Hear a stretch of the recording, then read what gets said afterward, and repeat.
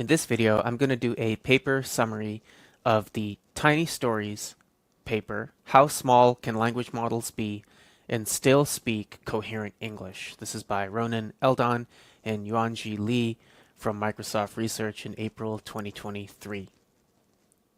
So this paper is very exciting. I recently participated in a tiny hackathon, a tiny models hackathon, where we pre-trained tiny models and tried to get them to generate coherent text using the Tiny Stories dataset. And even though I have read this paper, the Tiny Stories paper, in the past, I think a year plus, it didn't really hit me how awesome it was that I was able to train small models, tiny models to generate coherent English, until I actually did it. And so I'm revisiting this paper and seeing it in a whole new light. Lots of excitement, lots of future projects that I think are going to be bolstered by the takeaways and the teachings of this paper. So let's dig in. I'm going to start with main takeaways. I'm going to highlight some very kind of exciting pieces from the abstract/introduction, go into the motivation of this work that the authors present, go into their contributions, which involves 2 new datasets, the GPT-4 eval framework, and then obviously the generations themselves of the models. So we're going to look at scoring trends. We're going to compare generations of different model sizes. We're going to talk about how the authors test for generation diversity, how they measure generation diversity. We're going to talk about what they've learned when interpreting the models. They look at scaling laws, and then I have some final thoughts on how this is going to impact my own research. So I have 9 takeaways from this paper, and as you can tell, this paper is rich with insights. First takeaway: small language models, less than 10 million parameters, trained on the Tiny Stories datasets, can generate a diverse set of fluent and consistent stories that exhibit reasoning capabilities, knowledge of general facts, and the ability to follow instructions. So all 3 things that we might associate with much larger models, we can do with these very small language models. GPT-4 teacher grading changes how we evaluate generated text. Tiny Stories trained models are not verbatim or simple template matching, memorizing the training set. Grammar emerges first, followed by consistency, and finally creativity with model size. Model depth is more important for consistency than grammar, and by consistency we mean consistency with the story prompt that you've given the model. Width is more important for capturing factual knowledge. Depth is more important for contextual tracking, and contextual tracking is again referring to the initial prompt that you give it, kind of the seed prompt, story beginning, and then seeing how well the model can maintain the context throughout the generation.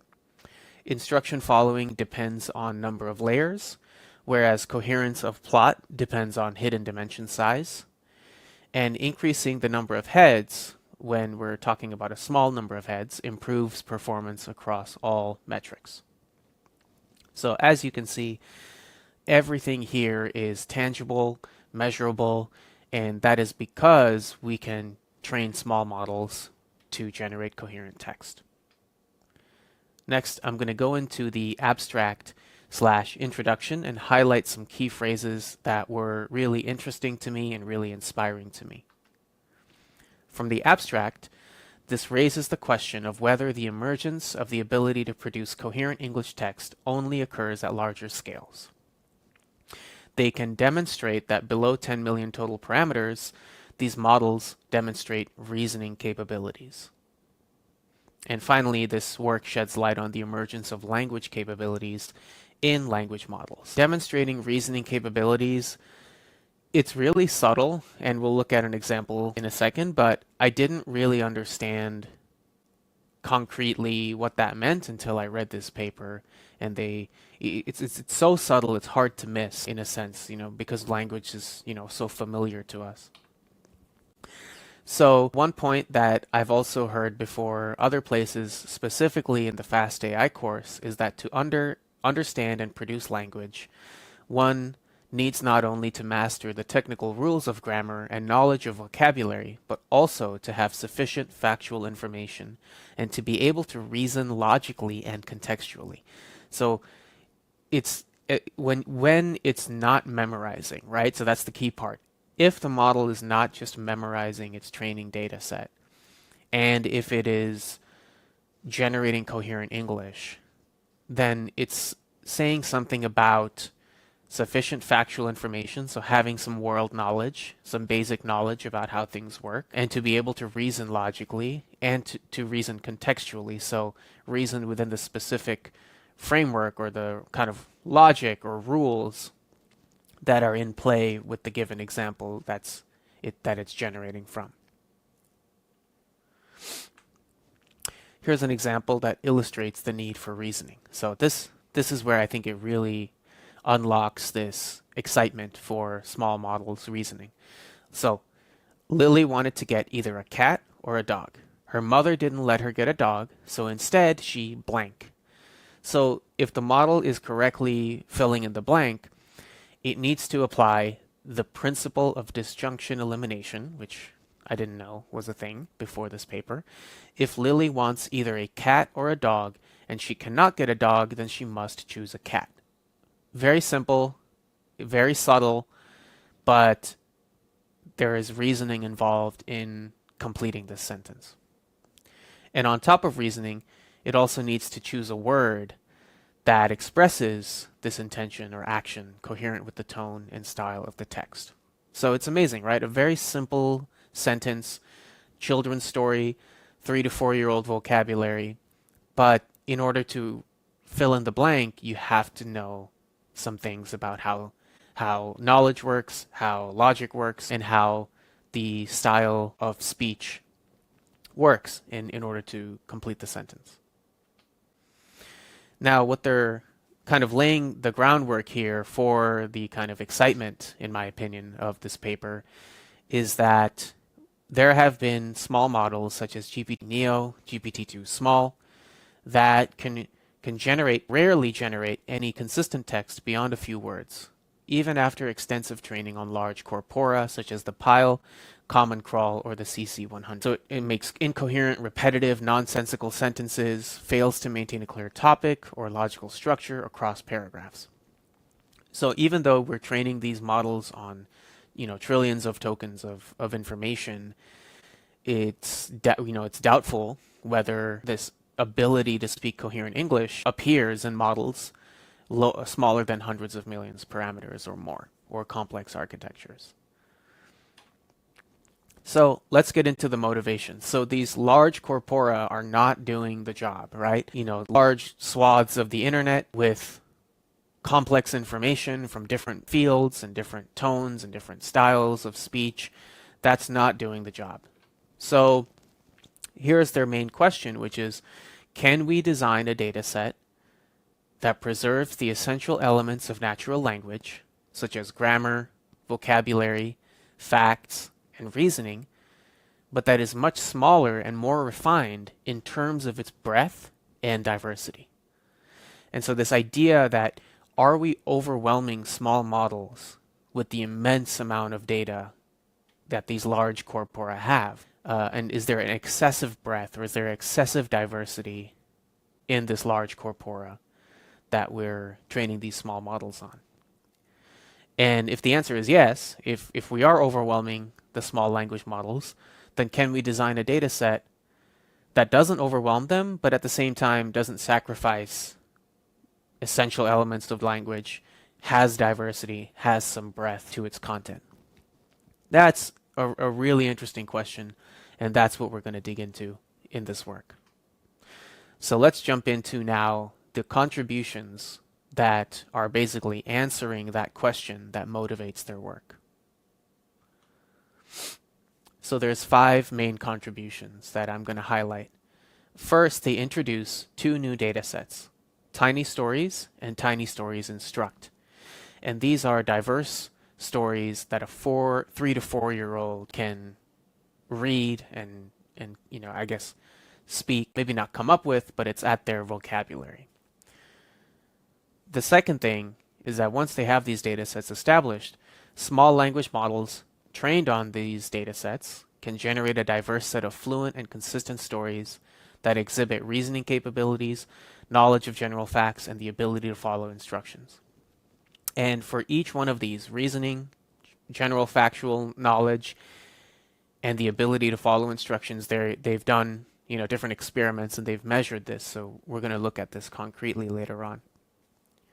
They contribute to the field with this new teacher-student rubric evaluation of stories using GPT-4, which goes beyond just a simple fill in the blank or give a couple phrases or box the answer type of language model evaluations at that point.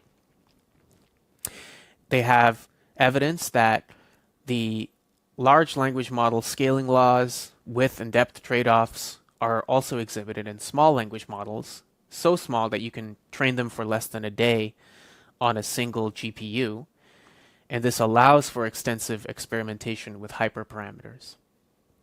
And finally, small language models are more interpretable than large language models because of two things. Number one, they're simple architecture. So some of their models have a single transformer layer.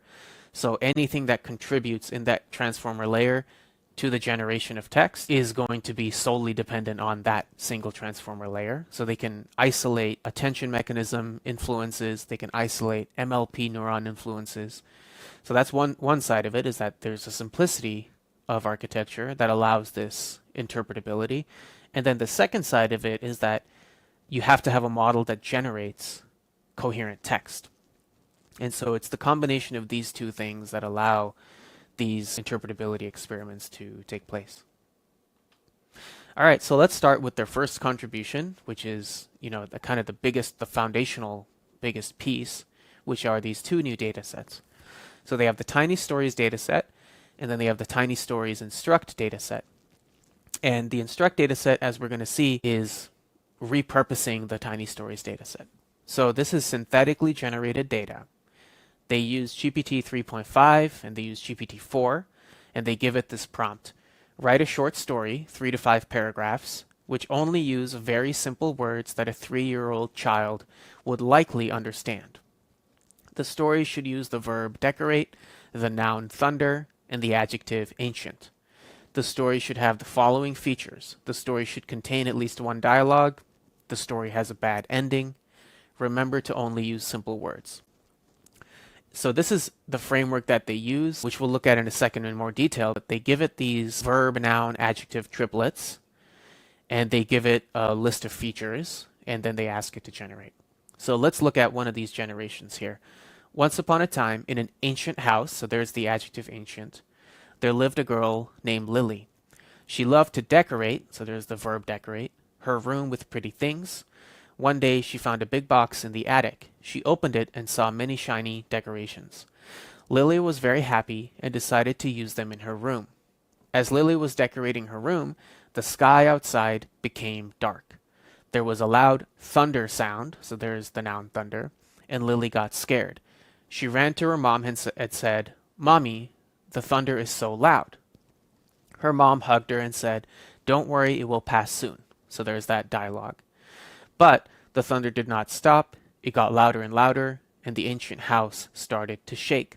Suddenly, the roof fell down on the pretty decorations. Lily was sad because her room was not pretty anymore. The end. So there's the bad ending.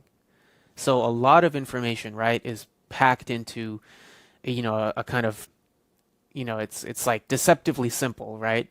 But there's a lot of information packed in here, and you can also see how this kind of prompt allows diversity across stories. So to the point of synthetic data diversity, they come up with a vocabulary of 1,500 words.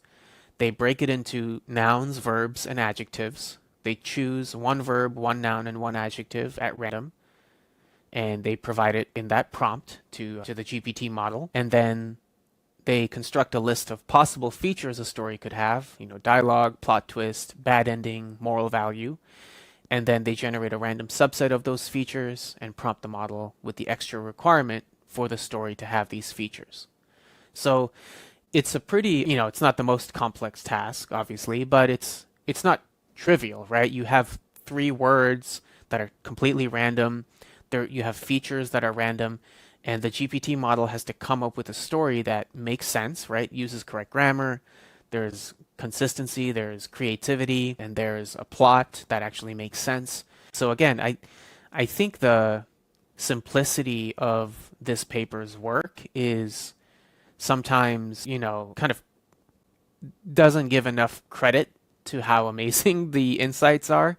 And it's easy to just to see this and be like, oh yeah, like this is trivial, who cares? But it's like, no, there's some fundamental elements to this framework that they've created that I think are the simplicity is an asset because it allows us to really understand how things are functioning. So we'll look at, I think, two different initial examples. So this is their 28 million parameter model, and this is trained on tiny stories. So it's trained on, I think it's a couple million of those stories. So the prompt we give it, Tom and Jane are friends. One day, Jane goes to Tom's house. Tom has a big pot of soup. He wants to share it with Jane. Jane, do you want some soup? Tom asks. Yes, please. It looks yummy, Jane says. Tom pours some soup into two bowls. He gives one bowl to Jane. Jane takes a spoonful of soup, but then she makes a face. The soup is, and then the model has to generate the completion. She's making a face, so we expect the soup to be something negative. Now, the 1.5 billion parameter GPT-2 XL says the soup is too old. Tom scowls. Don't be that way. Your soup has to be fresh like your daughter, Tom says, angry and disappointed. Bring me some more, Jane cries. No, go away. I like my soup old and fresh. Nonsensical, weird, kind of random story that is generated. Yeah, it's using language that makes sense, right? There's some grammatical sense to it, but there's almost no contextual sense. There's no like reasoning. The soup is too old, I guess is accurate, right? There's some context tracking there, but the rest of it, I like my soup old and fresh. That doesn't make any sense. Let's compare that to the completion by the 28 million parameter model trained on tiny stories. The soup is very bitter. She does not like it. She says, I don't like this soup. It is too bitter. Tom is sorry. He says, I'm sorry, Jane. He makes her something else. He finds some bread and cheese, puts them on the table, and says, here, Jane, you can have some bread and cheese. They're not bitter, and so on. So a lot more interesting, right? Contextual tracking. The soup is bitter, right? A soup being too old makes less sense than the soup being bitter. And then immediately she does not like it. And then she even says, I don't like this soup. And then there's also creativity in the plot because Tom then says, okay, I didn't know you didn't like that. I'll make you something else. And he finds something else and then it makes her happy. And then they're, the end. So just from a very small initial sampling, we can start to see how these tiny story trained models are more effective at generating coherent language. Here's a quick preview that we're going to look at in more detail later on in terms of understanding or analyzing how these tiny stories trained models handle factual knowledge, which is the first row, reasoning, which is the second row, and contextual prompts, which is the third row. So the prompt is, Alice was so tired when she got back home. Alice was so tired when she got back home, so she went, and all three of the tiny stories models use factual knowledge that when you're tired, you sleep.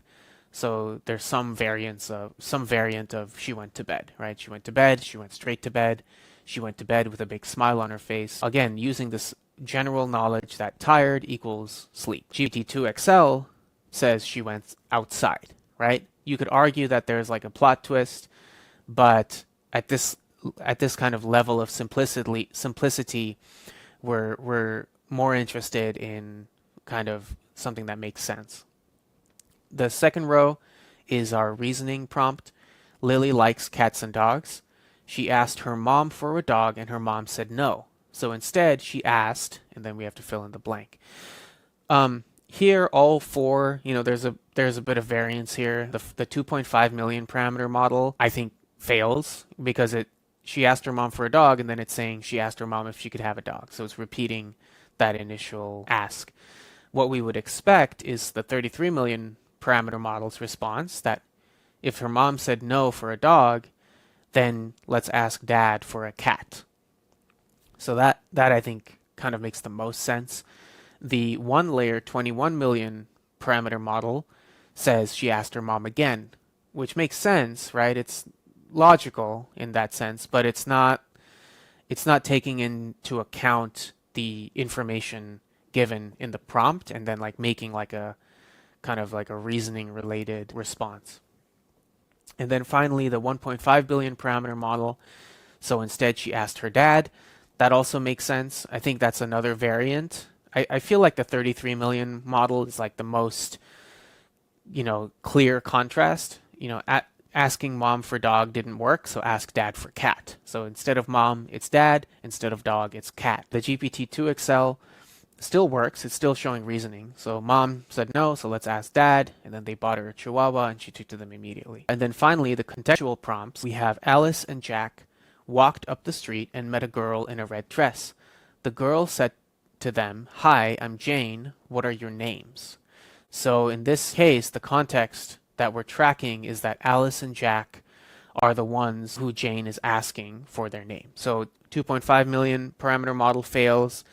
It gets part of it right. Alice is the one that responds, but Alice says, "My name is Daisy." The 33 million model gets it right. Alice said, "I'm Alice, and this is Jack." So spot on. The 21 million parameter model with one layer fails. It gets the first part right, that Jack responds, but Jack says, "I'm Jane. Nice to meet you." And then the GPT-2 XL also fails in both counts. Jane asked the question, but then Jane said Jack and Kate. So it gets wrong who should answer the question, and it gets wrong the names, or at least one of the names that it needs to answer with. So again, I'm going to sound a little bit like a broken record, but it's just a reminder to myself that, we often, or at least I often get, lost, or not lost, but I guess like I don't give enough credit to the simplicity of this type of analysis, even though there's a lot of information packed in the simplicity of language. So that's the Tiny Stories dataset. They create a different variant, or a different version, I guess. Not really a variant, but it's using the Tiny Stories dataset. They create the TinyStories-Instruct dataset. So I'm going to read the bottom paragraph. TinyStories-Instruct was created by taking each story in the original Tiny Stories dataset. They already have a list of words and features used to create it.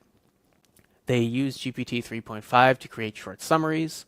They extract a random sentence, and then they package that all together into an instruction. So the instruction has 5 pieces. It has the summary, it has the features that you need to include, it has the sentence that you need to include, the words that you need to include, and then the first couple, sentences of the story to get you started. So they utilize the features, sentence, words, and stories from the Tiny Stories dataset, because you already have those in place. And then they use GPT 3.5 to summarize that story, so it tells the model, basically where it has to go with this plot. And so these kind of instruction response pairs are what they train the model on, so that the TinyInstruct versions of the models, you give them a summary, you give them features, you give them a sentence, you give them words, and you give them the start of a story, it should complete the start of a story following those instructions. Okay, so let's dig into some of the examples of how these models perform. So we're going to go to figure 12, and this is page 16. So this is a performance of different models on an instruction following instance. So this is looking at a TinyStories-Instruct style of generation. So here are the instructions. Write a story containing the words dive, job, sorry. Story summary. Bob the big fish finds a shiny rock while searching for food for his friends, but when he tells them about it, they are excited to play with it instead of being sad about not having food. And if I'm going back up here, we choose a random subset of these and combine them into instructions. So it's not necessarily that all 4 summary feature sentence words are there. I think it's just a random subset of them are in the instruction, but summary feature sentence words are the possible elements of the instruction. And here we've given it a words and summary. So let's take a look at some of these stories. So we go from 1 million 8 layers to 2.5 million 8 layers, then 8.3 million 8 layers, 28 million 8 layers, 33 million 4 layers, down to 1 layer for 21 million parameters, and then 2 layers for 33 million. So let's take a look at some of these. 1 million parameters. Once upon a time, there was a big fish named Bob.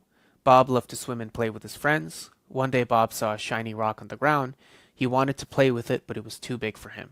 Bob asked his friends if they could play with the rock. His friends said yes, and they all played with the rock all day. They had so much fun playing together, but then something unexpected happened. A big wind came and blew the rock away. Bob was sad and didn't know what to do. He looked around and saw that the rock was gone. He was sad and didn't know what to do. So, you know, let's look at the scores and then kind of see how we feel about the story. So grammar is 4 out of 10, creativity is 3 out of 10, plot is 4 out of 10, and consistency is 6 out of 10. So let's see, did it use the words dive? And if we look at this, I don't think it does. So it's not really following instructions there. It doesn't use the word job. And it doesn't use the word sorry. He does find a shiny rock, but it does not involve anything about food. And then it says nothing about, instead of sad, about not having food. So consistency, maybe even 6 out of 10 is a bit generous. It has Bob the Big Fish and shiny rock, but kind of the whole plot, which I think is, 4 out of 10, which is more accurate. The plot is not really well done. And I would even say maybe the grammar is a bit better than 4 out of 10, but perhaps the repetition of Bob was sad and didn't know what to do. He was sad and didn't know what to do. Maybe that's, penalizing the grammar. So that's a 1 million parameter model. Still really impressive, right? It makes sense. It's a story. There's some logic to it. He saw a shiny rock. It was too big for him, so he asked his friends, so maybe multiple of them can pick up the rock. So there's something to it. Let's look at one of the better ones. So let's look at 33 million. Once upon a time, there was a big fish named Bob. Bob had a job, right? So there's job. His job was to dive. There's dive. Deep in the water to find food for his friends. And sorry is the last word we need. Bob swam. One day while diving, he saw something shiny. He swam closer. It was a big shiny rock. They were not happy. They did not want to play. Bob felt sorry. So there's sorry. And they were excited to play. Yeah. So it does a good job of including the words. If I was being critical of this, I would say that, I guess it still has, his job is to find food, and they were not happy.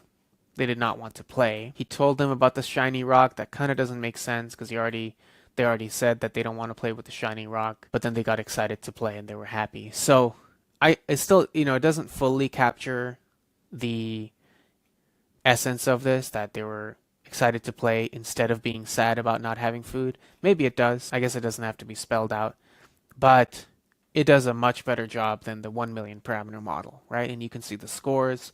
We're at 7, 8s, and 9s. So that's an example of instruction following. And let's look at some more.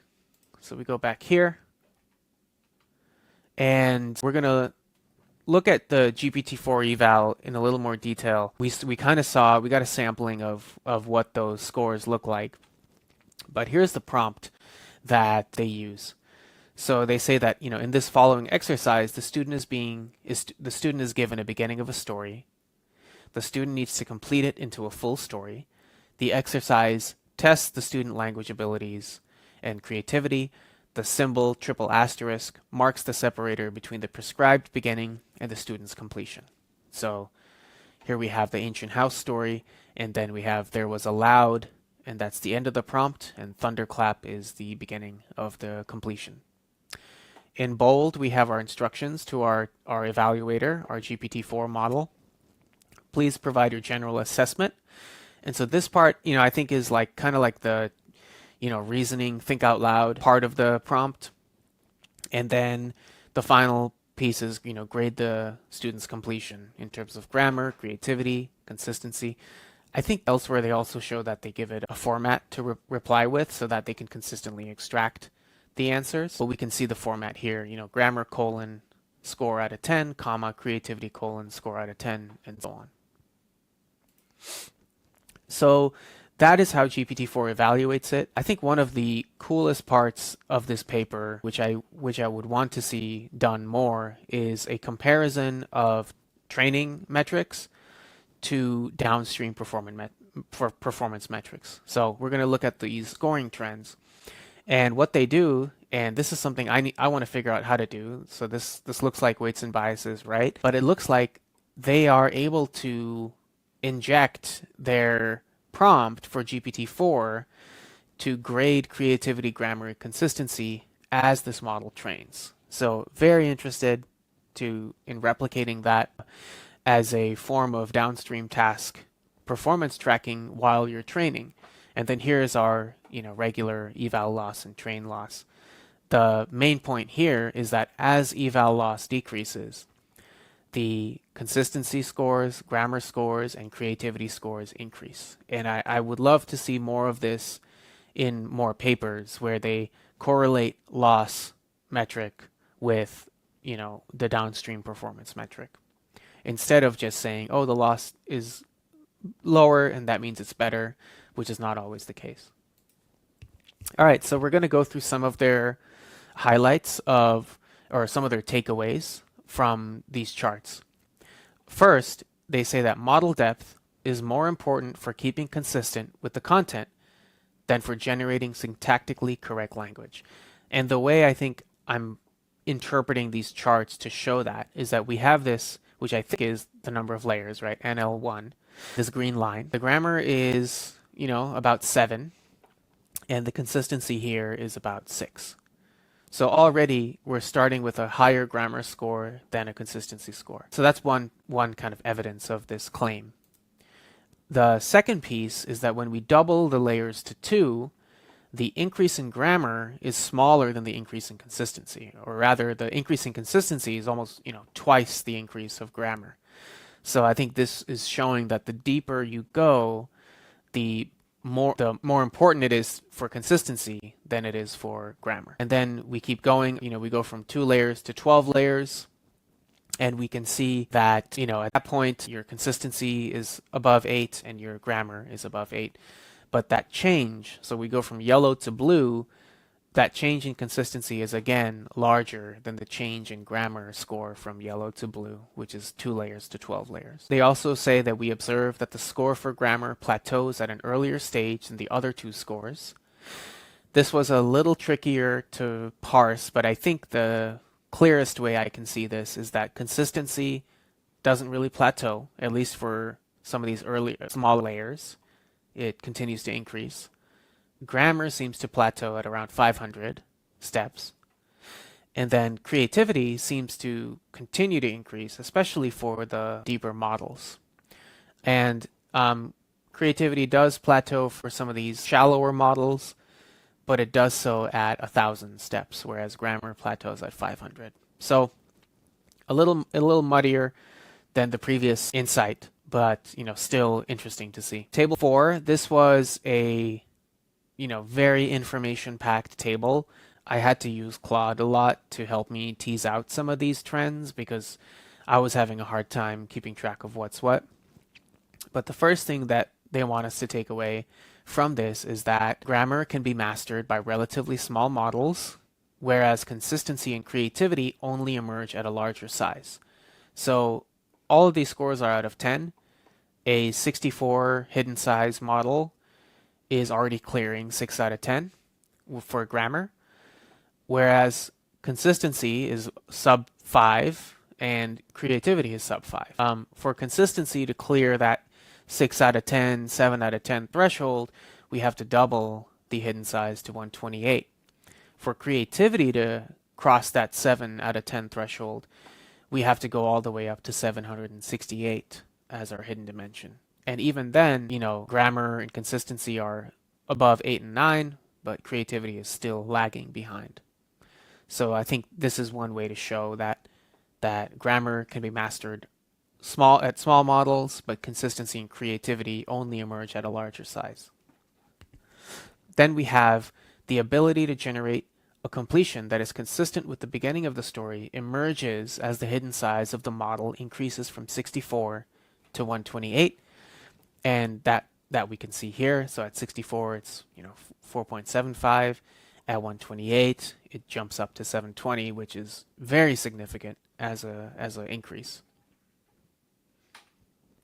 And then finally, reiterating their point on creativity, creativity continues to improve more substantially with the sizes of the model and dataset compared to grammar and consistency. So grammar and consistency, we've already, we're not quite at 9.93, which is GPT-4, but we're at 8.98, so we're there, we're close. 8.75 for grammar, 8.43, that's even closer. But creativity here is more than a full point lower, and not just that, it doesn't even cross the 8 out of 10 mark. You only cross that 8 out of 10 mark when you're at a much larger model that has been trained on a much larger data set. So creativity, it seems, is much more dependent on model size and data set size than grammar and consistency. Let's give some attention to this instruct and plot columns. The one layer model seems to struggle with following instructions. So even a 768 or 1024 hidden dimension still is around 6 out of 10 for one layer. As soon as we jump to 2 layers, we go from 6 to 8, right? We go from 6 to 8.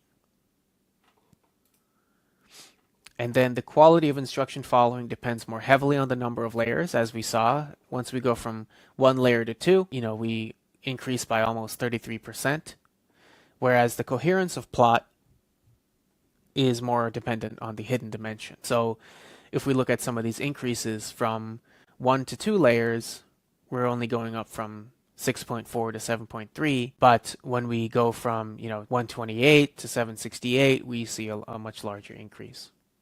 So that's my takeaway. A little muddy on the plot versus instruct dynamics, but interesting to see those insights nonetheless.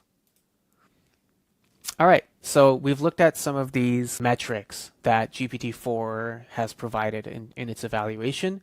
What I want to do now is I want to look at the actual generations and get a sense of those comparisons that way. So we're going to go to figure 6.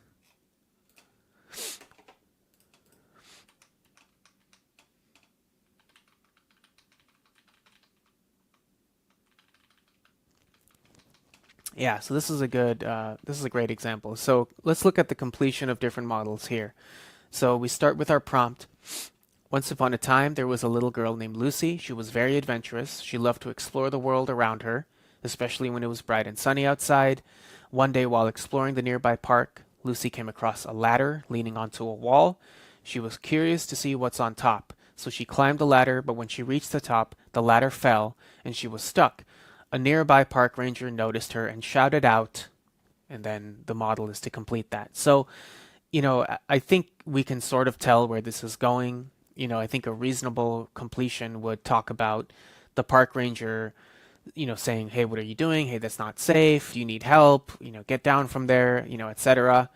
And then we would expect the plot to continue in that direction where the park ranger, helps her down, basically. So the 1 million parameter model starts off strong. It says, hey, what are you doing here? Even then, that's kind of a weirdly phrased question. I think it should be, what are you doing up there? Not what are you doing here? But, it's still kind of relevant. But then after that point, it sort of goes off the rails. Lucy smiled and said, I'm going to help. The ranger smiled and said, that's a great idea. Let's go see if we can find out. What does that mean? Lucy was so excited and said, yes, let's go. So Lucy and the ranger went to the park. They found lots of fun things and had lots of fun. They're already in the park, right? Yes, let's go. How does she get down? So consistency, 2 out of 10. Totally agree. Creativity, 3 out of 10. Grammar, 6 out of 10. So again, still cool that it's generating coherent, well, not so coherent, but grammatically correct text, right? And this is where we can clearly see that grammar emerges at small model sizes, whereas creativity and consistency do not, right? So big takeaway here. One concrete application of this would be if I'm training a model to make some decisions based on the prompt, I don't want to use 1 million parameter models. But if I'm making a model and maybe I want it to summarize what's been said, maybe, I don't know. I'm not sure where this grammar only skill kicks in, but I don't want to give it a creative task, or I don't want to give it a task where it has to continue with the context that I've provided it. So again, let's skip forward to what seems to be the best model here, which is 28 million, 8 layers. What are you doing up there, little one? So again, makes much more sense. What are you doing up there? Not what are you doing here? Lucy replied, I wanted to see what was on top of the ladder, but it fell and I'm stuck, right? Super consistent, summarizes what happened. The park ranger smiled and said, don't worry, I'll help you down. He carefully lifted Lucy off the ladder and put her safely back on the ground. Makes a lot of sense, right? That's consistent with the story. That's consistent with general knowledge of a park ranger, who's supposed to be helpful. Lucy thanked the park ranger and said, I'm glad you were here to help me. The park ranger smiled and said, it was my pleasure. I'm glad I could help. Lucy smiled and ran off to explore the rest of the park. Again, consistent with her curiosity of wanting to explore the park. So yeah, consistency, 9 out of 10. I wonder what a 10 out of 10 would be, right? So is that the model just refusing to give 10s? I don't know. Grammar, also 9 out of 10. Creativity is a 6 out of 10. I would assume because nothing unexpected happens. She gets helped by someone who is supposed to help, and she thanks them, and they say, I'm glad to help, and she goes off to her adventures. And it looks like none of the other models have a creativity score of higher than 6. So I guess that is, again, showing that creativity doesn't really kick in until you get to a much larger model and you get to a much larger data set. Okay, then we're going to look at Figure 7, where they highlight that the quality of completion slightly decays when increasing the temperature. They also have a footnote that they haven't exhaustively shown this, so that's future work, but interesting nonetheless. So let's take a look at that. Different prompt. Once upon a time, there was a pumpkin. It was a very special pumpkin. It could speak. It was sad because it couldn't move. Every day it would say, and then if we look at I think temperature 0 versus temperature 0.8, it would say hello to everyone it met. One day a little girl heard the pumpkin speaking. She was only 3 years old, but she was very brave. She walked up to the pumpkin and said, hello, pumpkin, why are you so sad? The pumpkin looked up at the little girl and said, I am sad because I can't move. The little girl smiled and said, don't worry, pumpkin, I will help you move. The little girl put her hands on the pumpkin's back and said, come with me, pumpkin. I will take you to a place where you can be happy. The pumpkin smiled and said, thank you, little girl. I will be happy now. The little girl and the pumpkin walked together until they reached the place where the pumpkin could be happy. The pumpkin said goodbye to the little girl and thanked her for her help. The little girl smiled and said, you're welcome, pumpkin. I'm glad I could help. So consistency, 9 out of 10. Creativity, 7 out of 10, right? Because here you have this new character, the girl coming in and actually picking it up and moving it. So it's doing something more than just talking about why it's sad and I'm sad because I can't move. And then grammar is 9 out of 10. So that's, a really solid response. If we bump the temperature up to 0.8, the pumpkin says, or what is it? Every day it would say, hi, but no one ever answered. One day the pumpkin heard a voice. It was soft and gentle, and it said hello. The voice said hello. The pumpkin was so happy. The voice belonged to a very friendly bird. The bird flew above the pumpkin and said, I can help you move. The bird said, I can be your friend. Right? So already we're seeing grammar is not great, not somewhat creative, right? A talking bird, but we already have a talking pumpkin, so is that relatively creative? I don't know. So the bird flew around the pumpkin and sang a song. The song was so nice and joyful that the pumpkin felt like it could move again. The bird and the pumpkin became best friends and they had lots of fun together. Whenever the bird came, it would always be there to help the pumpkin. The end. So again, there is consistency with the original plot. The pumpkin feels happy because the pumpkin felt like it could move again. In my opinion, it's less creative because, the girl actually solves the problem for the pumpkin by helping it move, whereas the bird is sort of giving it this, like, I don't know, placebo effect of actually moving. But regardless, there's some issues with grammar, and it said hello, the voice said hello, so there's some repetition there. The bird said, I can help you move. The bird said, I can be your friend. So it's not as, it's not as impressive in terms of some of the language used here. So yeah, again, just one example of how temperature affects generation. But, in my kind of very few experiments, I also, had that trade-off where I needed to have some creativity and some diversity, but bumping up the temperature too high definitely deteriorated the model's performance. Okay, so we've looked at some of these examples across tiny stories models. We've looked at how temperature changes. Now we're going to look at how tiny stories models compare to much larger 1.5 billion parameter GPT-2 XL.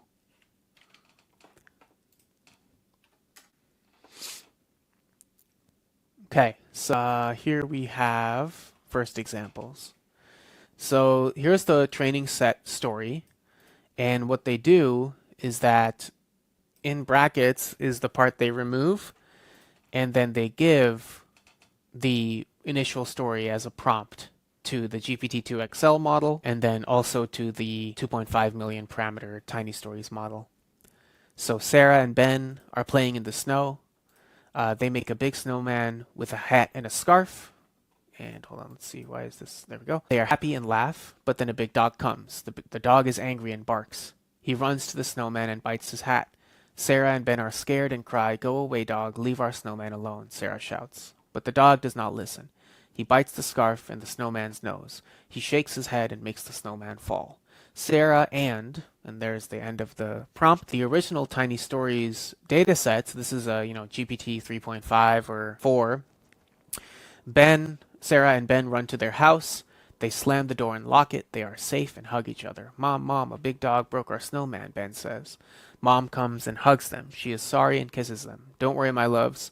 We can make another snowman tomorrow. But now you need to get warm and have some hot chocolate. You are cold and wet." She takes them to the kitchen, makes some hot chocolate. She gives them cookies and marshmallows. She tells them to drink and eat in order. Sarah drinks first, then Ben. Ben eats first, then Sarah. They feel better and smile. They thank their mom and tell her they love her. They escape from the big dog and the cold. They are happy and warm. So lots of interesting elements. There's like the problem, which is the dog. The solution is they escape and they run to their house and lock the door.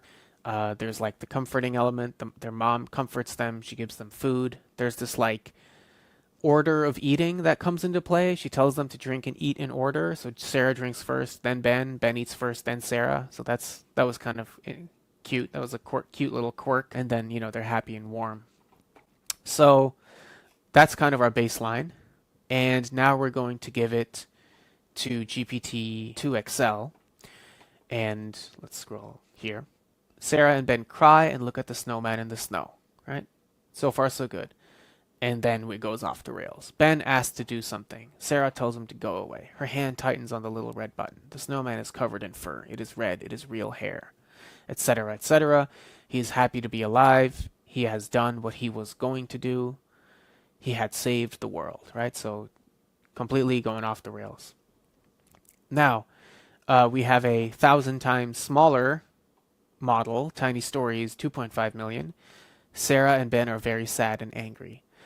Which makes sense because their snowman is destroyed. They cry and shout at the dog. Bad dog, go away," Ben says. "Go away, bad dog, leave us alone," Sarah says. The dog does not go away. And then they have this plot twist. He wags his tail and licks their faces. Sarah and Ben feel sorry for the dog. And there's some repetition here. Wags his tail and licks their faces. Wags his tail, licks their faces. So not perfect, but considerably more consistent with the original plot. Better grammar in that sense because it's following the actual kind of context tracking in the story. So, and let's see.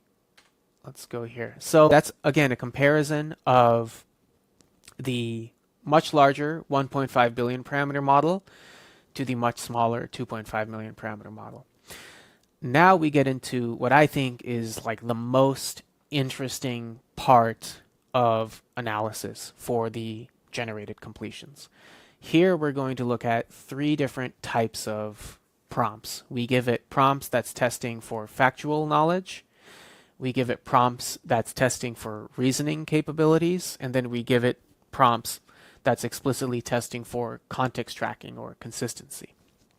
So we are going to do a deep dive into this one. So look for the colors. Here we go. Here we have Figure 9, performance of different models on factual prompts. I'm going to zoom out first so we can kind of get a high-level sense. So, okay, it looks like, approximately a third of them fail in red, approximately a third are in green, and approximately a third are in yellow. And if we look at, let's see, I forget what yellow means.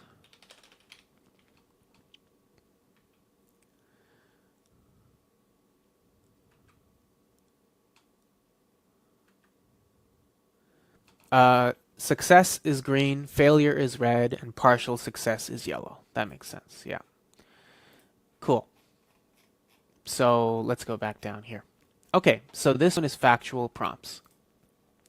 So we already saw the first one. Let's look at the second one. Jack and Lily saw a rainbow after a rainy day.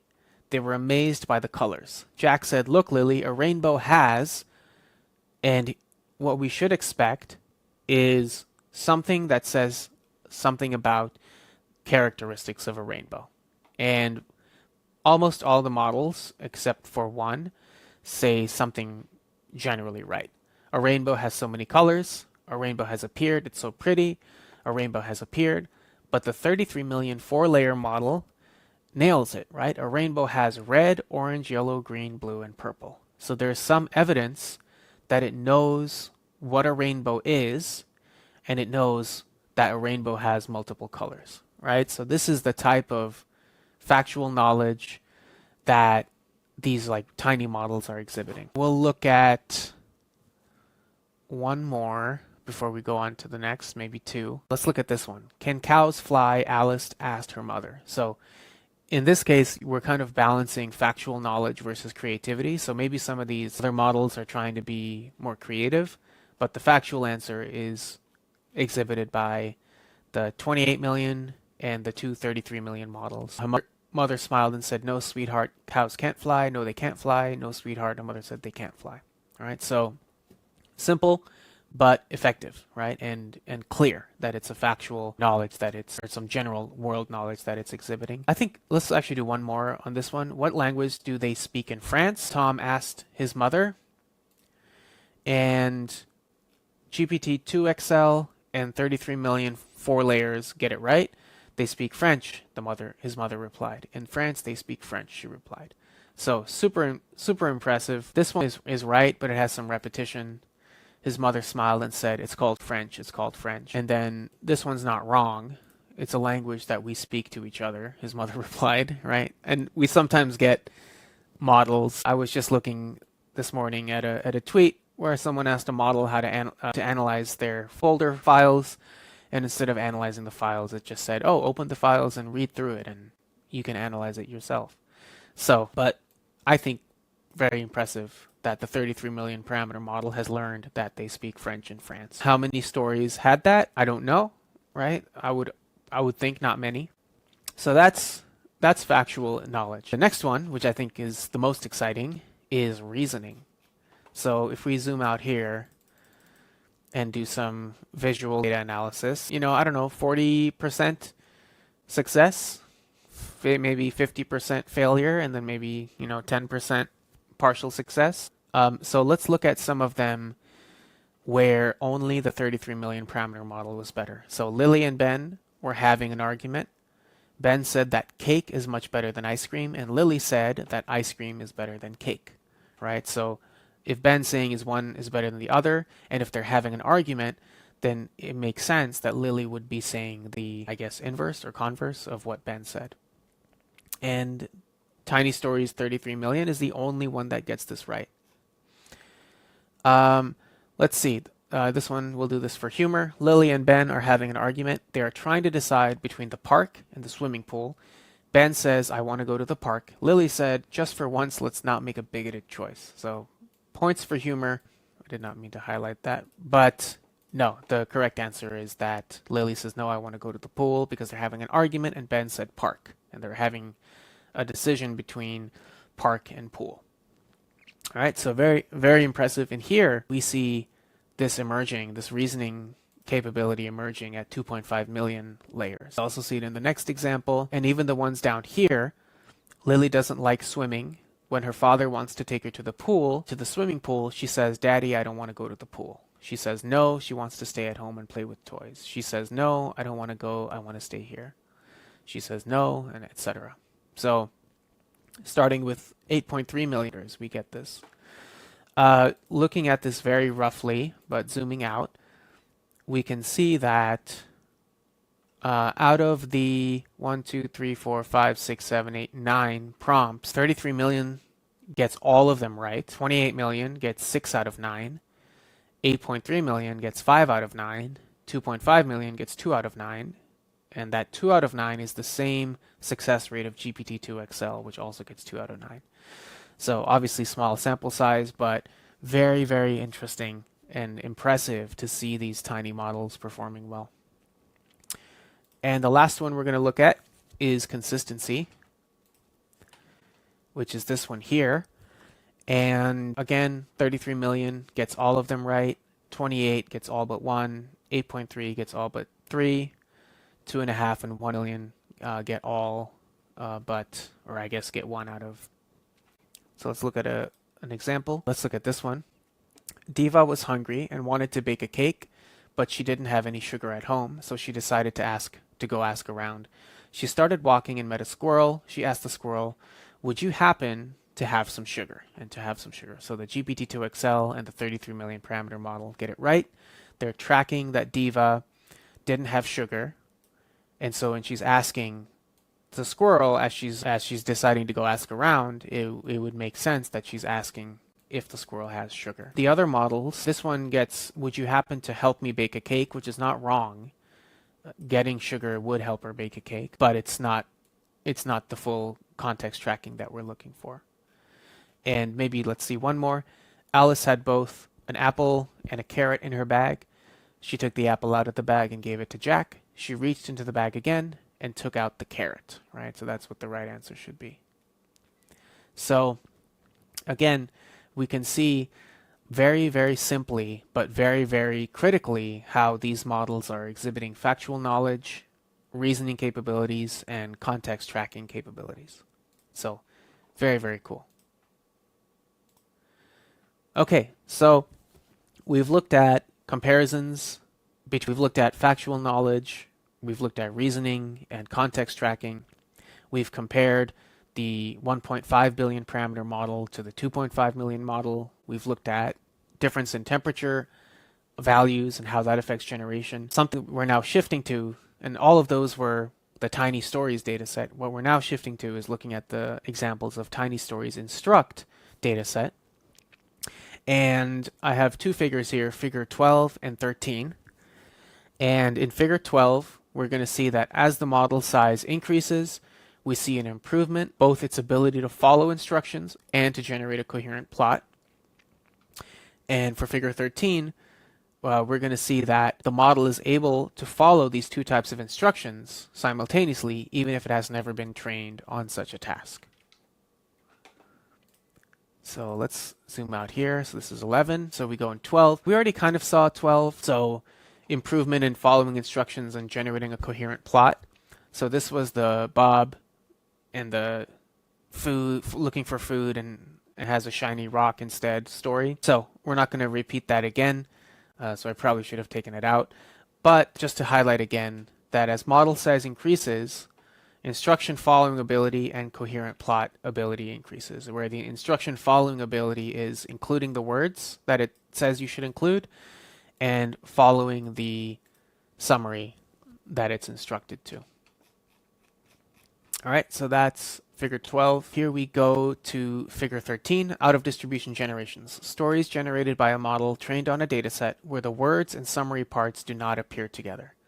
So the model was trained either on words or on a summary, but we're giving it both. The words it has to use are come, rode, and sad. The summary is a bus becomes jealous of a shiny new car and undergoes an operation to go faster, becoming good friends with the car and making everyone in the town happy. So we look at the story that it generates. Once upon a time, there was a big red bus. The bus loved to go fast on the road, so there's the instruction of road. One day the bus saw a new car on the road. The car was shiny and new. The bus felt sad, so there's sad, because it wanted to be shiny too. Kind of accidentally rhymes. The bus went to the car and said, "Can I come with you?" There it is. The car said, "Yes, you can come with me." So the bus went with the car on the road. They went very fast together. The bus was so happy to be with the car. But then something unexpected happened. The car started to go faster and faster. The bus was scared. The car said, "Don't worry, I will help you." The car stopped and the bus was safe. The bus and the car became good friends. They went fast on the road together and made everyone in the town happy. So the only thing missing from the instructions is that the bus did not undergo an operation to go faster, but it did become jealous and it became good friends and it made everyone in the town happy. So, 80% there.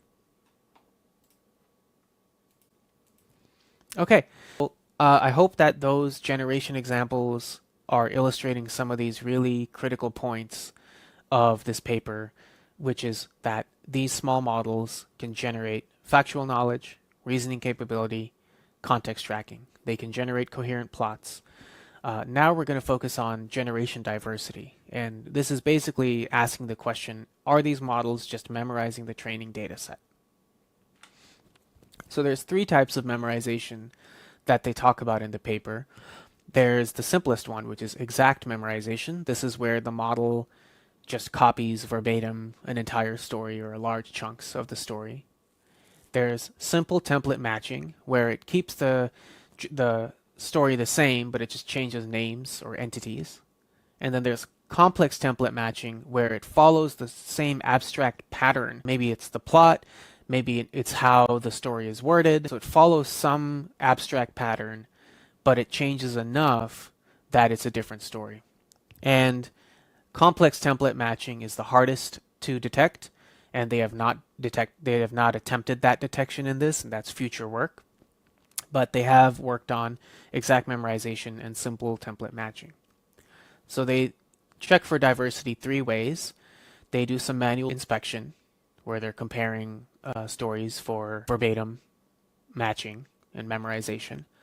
They look at the completion of training stories, and they give the model different prompts, and they look at what did the model generate versus what was in the training set, and they compare those two completions. And then they look at diversity of instructions. So they're looking at, given different prompts, can the model generate diverse completions, even if it's the same prompt as what's in the data set. So 4 metrics, and some of this was new to me, so we're going to kind of walk through this step by step. The first metric is how much of the new generation is contained in the original story. So in this case, we take a story, we chop it in half, and then we give the first half as the prompt, and we ask the model to complete this story. And then we compare the completion of the model with the completion of the original story in the training data set. So how much of is there an overlap between the generated completion and the training data set completion of a story? Then, how similar are the generated stories to each other? So, given different prompts, are we generating different completions? To what extent are the k-grams in the generated story copied from the training data set? So this is now saying not necessarily the same story, but anywhere across the data set, are we copying sequences of words? And then how similar is the generated story to its closest match in the training data set? So in those situations where there is a match, how close is it? What percent is actually overlapping in terms of words that are used in both stories? So I just want to say this was another really cool, really exciting framework that they've introduced. I haven't seen this quite like this presented, and I do think that's largely in part to the fact that with a small training data set and with small models, you can do a lot more extensive analysis like this because it requires less compute. Okay, so they have this Rouge score precision where you take two different texts and you're trying to see how much of an overlap is there for k-grams in text 1 with text 2. And k-grams are just, some number of words in a sequence. So this value down here, I think this is gk of t1, and we're taking the kind of length of it, is the number of k-grams in text 1. So this is the total number of phrases in text 1.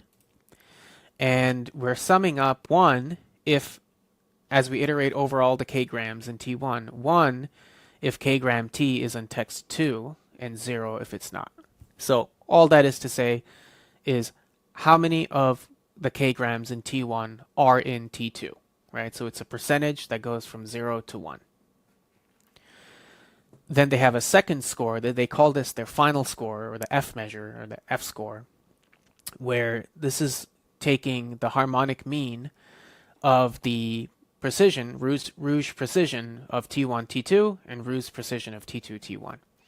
So I just wanted to walk through the harmonic mean. So the harmonic mean is the average, the reciprocal of the average of the reciprocals.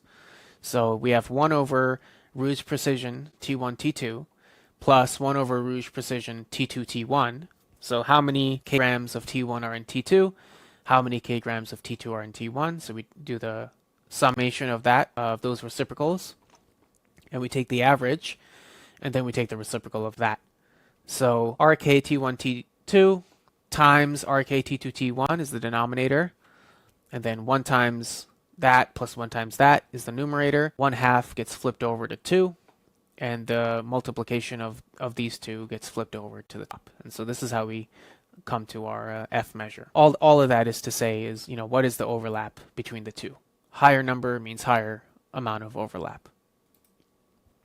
All right, so let's walk through each of the 4 questions and look at some of the data. How much of the new generation is contained in the original story? So this is the same prompt as a training data set story, and we're comparing the newly generated completion with the original completion of the training data set. And so another way of asking this is what percentage of 2-word phrases in the new story completion also appear in the original story completion, and this uses Rouge precision. And we can see that, on average, about 10%. Right? So there's a 10% 2-word phrase overlap between the two completions, original story and TinyStories model generated. Next question. How similar are the generated 100 stories to each other? So they generate 100 stories with their tiny model, and then they use the Rouge F measure. So they're looking at how many words are T1 and T2, and how many n-grams are in T2 that are in T1, harmonic mean of those two, and they find that the tiny model's distribution is similar to the original model. So if we looked at 100 stories that GPT 3.5 or GPT 4 created, we see that it's about 10% overlap between those 100 stories, and we see that 10% overlap for our model as well. So another way to say this is that our models are just as good as GPT 4 in terms of story diversity. Okay? Next question. To what extent are the k-grams in the generated story copied from the dataset? And let me see if let's go back here. Maybe I forgot to put this in. So what we're looking at here, so again, to what extent are the k-grams in the generated story copied from the training dataset? So what we're looking at here is we're looking at each, let's say, bigram in our generated story. And if that bigram exists in the training dataset, then we count that as a match. And if it doesn't exist, then it's not a match. So on the x-axis here, we have log to the -10, which is effectively 0, and then we have log base 10 to the -2, or 10 to the -2, which is 0.01. So at best, there is about a 1% match of bigrams between the generated story and the entire dataset. When we get to 4 and 5 grams, we're almost at zero, right? The significant majority of 5 grams are not found in the training dataset. So I think this is the strongest evidence of showing that, hey, our model is not copying phrases from the training dataset. Now, the caveat is we're not doing complex template matching, so we can't say that it's not copying the general, plot of the story, but at least in terms of copy pasting phrases, it's not doing that.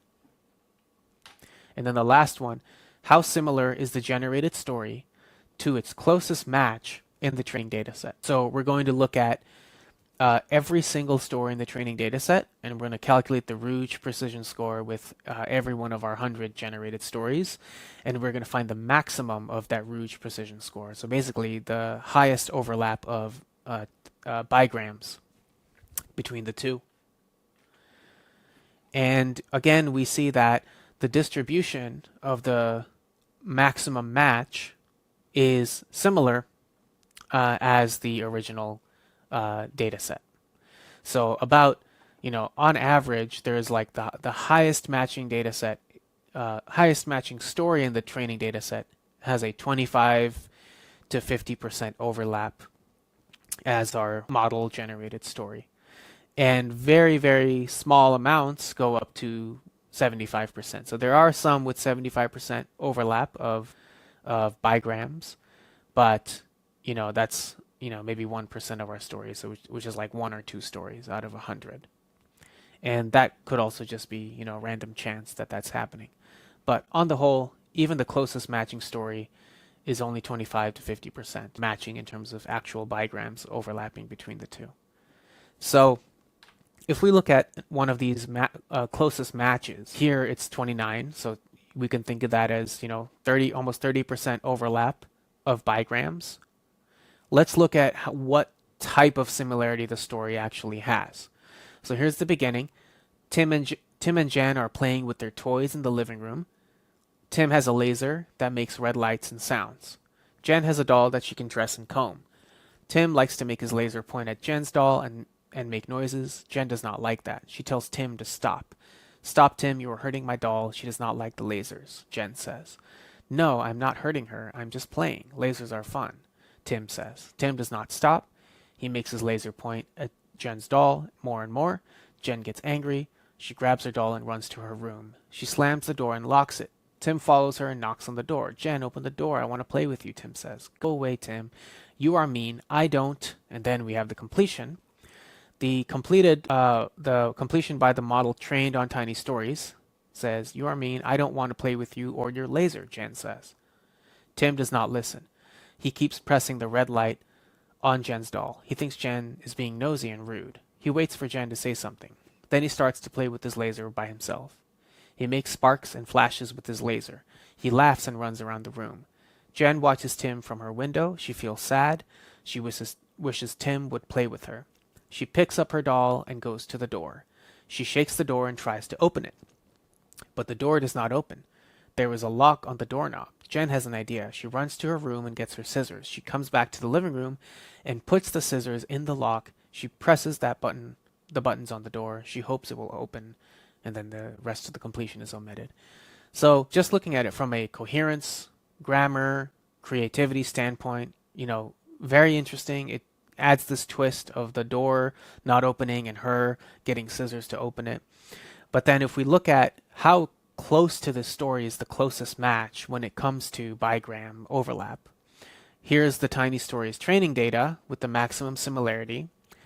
And it says Leela and Tom, so already it's different. It's not Jen and Tim, it's Leela and Tom, are playing with their toys in the living room. Leela has a smooth doll, so that is similar to Jen's doll, with long hair and a pink dress. Tom has a horn that makes a loud noise when he blows it. So it's not a laser, it's a horn that makes a loud noise. Leela likes to comb her doll's hair and make her look pretty. Tom likes to make his horn sound and scare Leela. Tom, stop it. Your horn is too loud, it hurts my ears, but it's fun. She covers her ears and frowns. She does not like Tom's horn. Tom's, please shut your horn. I want to play with my doll, etc. So yes, there's definitely a common theme where the boy is bothering the girl and is doing it in a way that's annoying, and the girl like wants to get away from it. But the tiny model story had this whole plot twist about, Tim going to play by his own, the door locking, her getting the scissors, which is significantly different from this Leela and Tom horn and doll story. But you could still argue that there's similarity, which there is. They're not saying it's not similar. I think what they're saying is it's similar, but it's still significantly different, and there's some creativity involved. And that creativity is the diversity that they're trying to show that their models exhibit. Okay, let's see. Yeah, one idea I had about this complex template matching, I don't know if this would work. I might try it if I get to it, but it's like, could we index tiny stories dataset and use a Colbert model, so use late interaction retrieval, and give it the story as a query and see what chunks get returned in terms of semantic similarity. So every time I talk about it, I'm more excited to do it. So I think I'll find a way to do it. But I think it will be interesting to see if complex number one does vector-based retrieval correctly represent complex template matching. I don't know, right? We would have to see what the results are. But if it does seem like that these retrieved chunks from our document index or document collection are kind of complex template matching, what percent of it is similar, right? So how similar are the top K results that we get for a given query, where the query is the tiny model generate story and the dataset collection is the tiny stories dataset. So definitely, one of like 100 ideas that I've had as I've worked through this paper. Very exciting to see what comes next. All right, so a couple more sections. We've looked at kind of the output side. So now let's kind of connect what's going on inside the model to what's going on in its generations. So there's two types of interpretability that they show. One is that they look at the attention heads in their one transformer layer model. And the benefit of doing this is that anything that happens in the one layer of attention mechanism is solely attributed to the attention mechanism, right? There's no other layers. There's a isolation that you can do when you have a single transformer layer. So they find interesting things like some words are related to the word park, or these words here are showing more kind of attention scores, or like all of the words here are highly attentive to the name. I think it's like Lucy and Ben or something. So this type of very concrete analysis of what is giving attention to what in terms of words and tokens is much more accessible now that we have a single transformer layer. And not just accessible, it's isolated, right? If anything is happening in the attention, it's going to have a direct impact to the output because there's only one layer.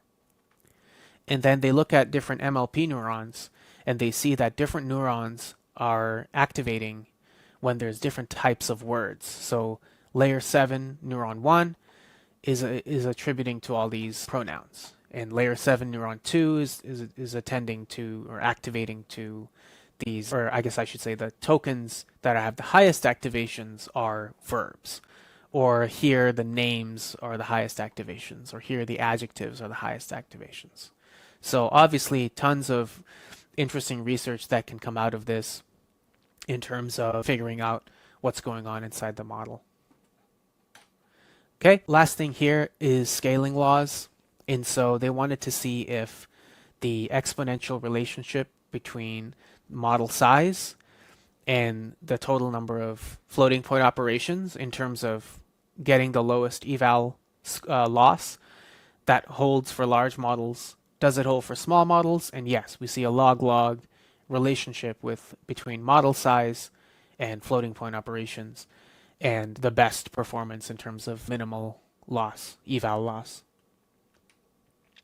And then they also have this one takeaway that when you're looking at a small number of heads, increasing the number of heads improves the performance. So here we have a 1-layer and 2-layer 768 hidden dimension model. The heads go from 2 to 4 to 8 in each regime. The eval loss decreases and decreases as we go from 2 to 8. The grammar increases in both. The creativity increases and goes back down again, so that's interesting. Creativity increases here, and the consistency increases and increases. So number of heads, when you're dealing with a small number of heads, the more you have, the better your metrics get. Okay, so final thoughts. This paper, as you probably can tell with how I'm talking about it, is one of my favorite papers, and it really wasn't until I did the Tiny Stories hackathon that it just like hit me how incredibly awesome this paper's findings are. It provides a replicable framework. So datasets, models, evals, ways to assess generation diversity, ways to interpret the model for tremendously accessible, coherent English generating models. And I think the biggest selling point for this paper and for this type of research is a meta point, which is like it makes this type of research more accessible.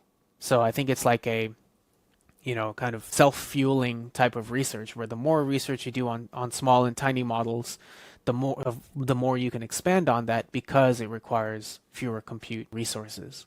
So really excited. I think I have a hunch that this tiny model streak is going to last for a while. And so, you will see this theme in my videos for the next 3 to 6 months, maybe longer. Something I wanted to end with as I was working on the hackathon was I was looking online for examples. And in particular, I was interested on learning rates for tiny models. And I came across, I think I searched Tiny Stories learning rate was the Google search. And I think this was like the 3rd or 4th link.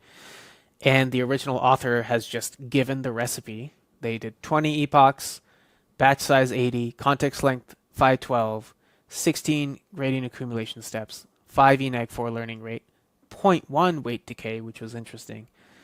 Atom W betas 0.9 and 0.95, and they use that file for training. So all accessible and reasonably done with compute that's accessible to everyone.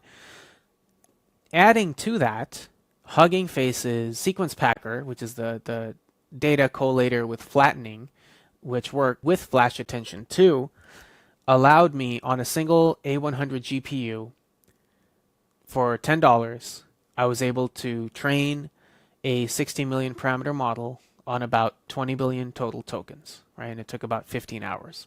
So very, very, perhaps if I had used the L4 GPU, maybe it would have taken a bit longer. Maybe it would have been a little cheaper. Obviously, this was like a final run, so intermediate runs would be cheaper.